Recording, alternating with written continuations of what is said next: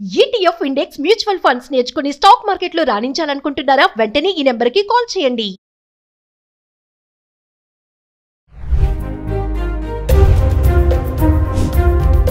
పదివేల మందికి pink slips. Tech దిగ్గజ సంస్థ మైక్రోసాఫ్ట్ మరొకసారి లే ఆఫ్స్ ని ప్రకటించింది. విండోస్ క్లోజ్ అంటున్నారు. నమస్తే, welcome back to Suman TV. ప్రస్తుతం మనతో పాటు ఉన్నారు అనలిస్ట్ మందరి కృష్ణారెడ్డి గారు. నమస్తే సార్. నమస్తే అమ్మా. సార్, మైక్రోసాఫ్ట్ మనం ఒక వీడియోలో చేశాము, ఆల్రెడీ లే ఆఫ్స్ ప్రకటించడం, మరి మరొక్కసారి 10,000 మందికి పింక్ స్లిప్స్ ఇవ్వడం జరిగింది. అంటే దీన్ని ఎలా చూడొచ్చు అంటారు? ఒకసారి ఇంతమందికి ఒకేసారి పింక్ స్లిప్స్ అంటే మరి వాళ్ళ పరిస్థితి ఏంటి ఇప్పుడు? ఒక మైక్రోసాఫ్టే కాదు, అన్ని టెక్ కంపెనీలు కూడా దాదాపుగా ఇదే పద్ధతిని అనుసరిస్తున్నాయి. కొద్ది నెలల రోజు ముందరే 6,000 మందిని మైక్రోసాఫ్ట్ తీసేసింది. ఇప్పుడు సుమారుగా 9,000 నుంచి 10,000 మందికి లే ఆఫ్ ప్రకటించే పరిస్థితి ఏర్పడింది. దానికి ముఖ్యంగా ఆర్టిఫిషియల్ ఇంటెలిజెన్సే కారణం అని మనం చెప్పుకోవచ్చు. ఇది ఎక్కడి దాకా దారితీస్తుందో కూడా తెలియదు. ఇప్పుడు ఐటీ రంగంలో ఉండే ప్రతి ఎంప్లాయీ ఎంతగా భయపడుతున్నారంటే, కొత్తగా వాళ్ళు ఇల్లు కొనడం మానేశారు, కార్లు కొనడం మానేశారు, ఇన్వెస్ట్ చేయడం మానేశారు. కారణం ఏంటంటే ఈఎంఐలు కట్టాల్సిన పరిస్థితి ఏర్పడుతుందని భయపడుతున్నారు. అంటే సార్, ఒకప్పుడు ఐటీ అంటే చాలా ఇన్వెస్ట్మెంట్స్ చేసేవాళ్ళు కదా, మీరు అన్నట్టు మానేశారు అంటున్నారు చూసారా? అవన్నీ కూడా టకటకా కొనేసేవాళ్ళు. ఐటీ కదా, మస్తు శాలరీ వస్తుంది, లక్షల రూపాయల మీద వచ్చేది కాబట్టి నెలకు 50,000 రూపాయలు అయినా సరే ఈఎంఐలు కట్టడానికి చాలా ఇబ్బంది పడేవాళ్ళు కారు. కాబట్టి వీలైనంత వరకు ప్రతి ఒక్కటి కనబడదల్లా కొనేసేసుకొని ఈఎంఐలు కట్టుకుంటూ అది పూర్తయిన తర్వాత మళ్ళీ కొత్తగా ఐటెం తెచ్చుకోవడానికి ప్రయత్నం చేసేవాళ్ళు. వాళ్ళు అలా చేయడం వల్ల వ్యాపారాలు కూడా చాలా విపరీతంగా డెవలప్ అయినాయి. చాలా వ్యాపారాలు, వాళ్ళు రియల్ ఎస్టేట్ బిజినెస్ హైదరాబాద్లో కుదేలు అవ్వడానికి ఒక రకంగా ఐటీ పరిశ్రమ కారణం అనేటువంటి పరిస్థితి ఏర్పడింది. ఒకప్పుడు బాగా ఆ పరిశ్రమ డెవలప్ అవ్వడానికి, రియల్ ఎస్టేట్ డెవలప్ అవ్వడానికి ఐటీ వాళ్ళే కారణం అయితే, ఇప్పుడు రియల్ ఎస్టేట్ పడిపోవడానికి కూడా ఐటీ కారణం అని అంటున్నారు. ఎందుకంటే ఐటీ వాళ్ళు ముందుకు రావడం లేదు. ఎందుకంటే ఈఎంఐలు కట్టాల్సి వస్తుంది. ఉద్యోగం ఉంటుందో లేదో తెలియని పరిస్థితుల్లో రేపు పొద్దున ఈఎంఐ కట్టగలటం అనేది సాధ్యం అవుతుందో లేదా, కొన్న తర్వాత ఏమవుతుంది, ఒక ఉద్యోగం పోతే ఈఎంఐ కట్టలేకపోతే అటు కాకుండా ఇటు కాకుండా అయిపోతుంది, పరిస్థితి ఏర్పడుతుంది. అసలు దాని జోలికి ఇవ్వడమే మానేశారు. ఇలాంటి పరిస్థితి నడుస్తుంది.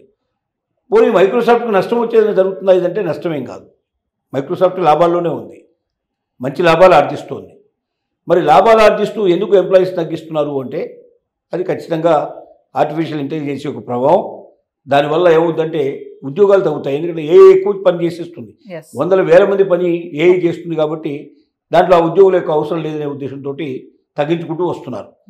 ఇంకోటి, వేరే వాళ్ళతో కాంపిటీషన్లో వెళ్ళాలన్నా కూడా ఉద్యోగులు తగ్గించుకోవడం వల్ల వాళ్ళకి ఏమిటంటే బాగా పెరుగుతాయి, అంటే వాళ్ళ యొక్క లాభాలు బాగా పెరుగుతాయి. పెరగడం వల్ల ఎక్స్టెండ్ చేయడానికి కూడా, ఆ లాభాలు వేరే చోట ఇన్వెస్ట్ చేయడానికి కూడా పాసిబిలిటీస్ ఉంటాయనేది ఒక ఆలోచన. ఉన్న ఎఫిషియెంట్ ఉద్యోగులను మాత్రమే ఉంచుకోవాలి, వాళ్ళ ద్వారా మాత్రమే మనం ఏమైనా భవిష్యత్తు లోపల ముందుకు వెళ్ళడానికి అవకాశం ఉంటుందనేది దాన్ని దృష్టిలో పెట్టుకుని కూడా ఇన్ఎఫిషియన్సీ ఉండేటువంటి వాళ్ళని, ఎక్కువగా పెద్దగా ఉపయోగం లేదు భవిష్యత్తులో ఏఐలో వీళ్ళు పనికిరారు అనుకున్న వాళ్ళని, ఇలాంటి వాళ్ళని ఏరేసే ప్రయత్నం చేస్తూ ఉన్నారు. అది ఇప్పుడు జరుగుతున్నటువంటి విషయం. అంటే సార్, మామూలుగా మీరు అన్నారు కదా మైక్రోసాఫ్టే కాదు అని చెప్పేసి, అంటే ఏఐ ఆల్రెడీ వచ్చేసింది, ఎప్పుడో వచ్చింది, ఇప్పుడే కాదు. అయినా సరే ఎందుకంటే దాన్ని అప్డేట్ చేసుకోలేకపోతున్నారా? దానివల్ల ఇంతమంది బయటకు రావడం జరుగుతుంది. ఒకటి, ఏఐ రావడం వల్ల వీళ్ళు చేసే పని అంతా కూడా ఏఐ చేస్తుంది. అందువల్ల వీళ్ళని మరి అందులో ఉంచాల్సిన అవసరం లేదు. ఇంకోటి ఏంటంటే, ఏఐ యొక్క స్పీడ్ని, ఏఐ యొక్క టెక్నాలజీని అందిపుచ్చుకోవడం కూడా ప్రతి ఎంప్లాయీ చేయలేడు. కొంతమంది ఎంప్లాయీస్ మాత్రమే చేయగలుగుతారు. కొంతమందికి మాత్రమే ఆ దృక్కోణం ఉంటుంది, దృష్టి ఉంటుంది. దాన్ని ఎట్లా తొందరగా అందిపుచ్చుకునేటువంటి అవకాశాలు ఉంటాయనే దాని మీద వాళ్ళకి అవకాశం ఉంటుంది. ఆ టెక్నాలజీ తెలియని వాళ్ళు వేస్ట్ క్యాండిడేట్ కింద లెక్క వాళ్ళకి ఇప్పుడు. ఎందుకంటే ఏఐనే భవిష్యత్తు నిర్ణయిస్తుంది. ఏ విషయంలో ఎందులో అయినా సరే పోవాలంటే ఏఐ టెక్నాలజీ కంపల్సరీ తెలియాలి.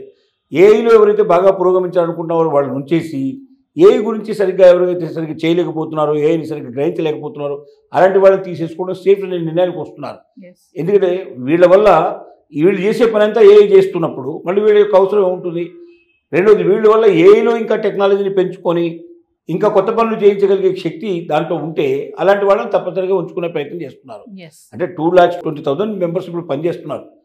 మైక్రోసాఫ్ట్లో 2,20,000 మంది పనిచేస్తున్నారు. దాంట్లో ఇప్పుడు తీసేసిన వాళ్ళు ఎంత? ఒక 6,000 పోయిన నెలలు అయితే, పోయిన 3-4 నెలల కింద తీశారు. ఇప్పుడు ఒక 10,000, 9,000 మంది తీశారు. అంటే మొత్తం మీద చూస్తే ఈ సంఖ్య చాలా తక్కువే. కానీ ప్రతి 3 నెలలకి 4 నెలలకి ఇలాగే తొలగించుకుంటూ పోతే మాత్రం ఒకనాటికి చాలా పెద్ద సంఖ్య అయిపోతుంది. దాదాపుగా అది 50% దగ్గర కూడా ఆశ్చర్యపడాల్సిన అవసరం లేదనేది దీని యొక్క నిపుణుల యొక్క అంచనా.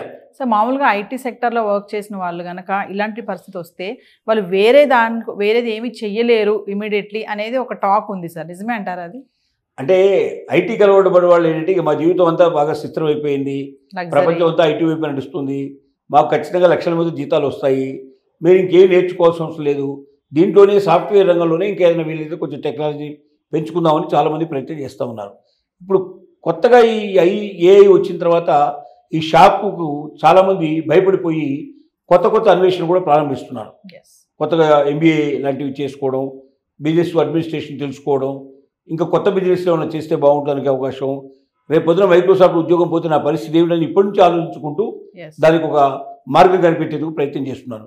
కానీ ఇప్పటిదాకా మాత్రం ఏ ఐటీ ఉద్యోగులు కూడా వేరే కొత్త విషయాలు నేర్చుకోవడం పెద్ద ప్రయత్నం చేయలేదు. దాంట్లోనే వాళ్ళకి బాగా డబ్బు వస్తుంది, దాన్ని ఎంజాయ్ చేయడం కూడా నేర్చుకున్నారు. ఆ రకంగా కొత్త దాని వైపు వాడు ఆలోచన మళ్ళలేదు. కానీ ఇప్పుడు సడన్గా ఉద్యోగం పోతే రోడ్డు మీద నిలబడాల్సిన పరిస్థితి ఏర్పడుతుంది, ఎటు వెళ్ళడానికి అవకాశం ఉండదు. కాబట్టి ఐటీ ఉద్యోగులందరికీ ఇచ్చే సలహా ఏమిటంటే వాళ్ళు ఏదైనా ఇంకా కొత్త విషయాల మీద దృక్కోణం చేయించి ఐటీ ఉద్యోగం పోతే నేను ఎలా బతకాలనే దాని మీద ఈ రోజు నుంచి ఆలోచించి దానికి ఏదైనా సరైన మార్గం కనిపెట్టుకొని అటువైపు ప్రయాణం చేస్తే డెఫినెట్గా వాళ్ళ భవిష్యత్తు బాగుండే అవకాశాలు ఉంటాయి. Thank you sir.